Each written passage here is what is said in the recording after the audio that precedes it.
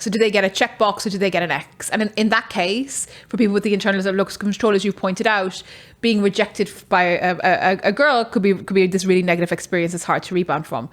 If you take the behavioral science perspective, or you take kind of good decision making, kind of 101, if you come to one of my classes, you should be focusing on, if you have an outcome that other people would label success and fail, sitting down and thinking, what did I control in that particular situation? What could I have done differently? What was my input and what was down to luck? And in luck, I would put anything that's determined outside yourself by other people. And then it's really about identifying those things that you can control and taking hold of them, and not over obsessing on the stuff that is outside your control. So in some ways, it's kind of taking the best of the internal of locus of control, recognizing that luck does play a role in determining these outcomes of success and failure. And people who do these postmortems really do see learning in failure, but they don't dwell on failure. So if they have if they fail on a particular moment, they're sitting down saying, what could I have done differently? And then for the future, they're taking those lessons on board.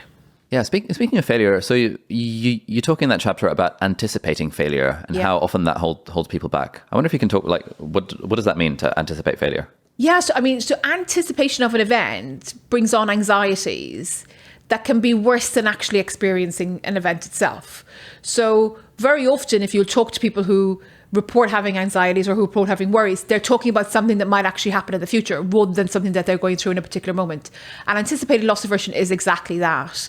You know, it's been shown that when I think about what it's like to not get a promotion, to fluff up if I'm doing some public speaking, to do something badly, that the kind of how I imagine myself feeling that sadness is felt in my body in the way this manifests, but it's much worse than actually going through it. And I think the one thing about human beings is that we're really good actually at rebounding.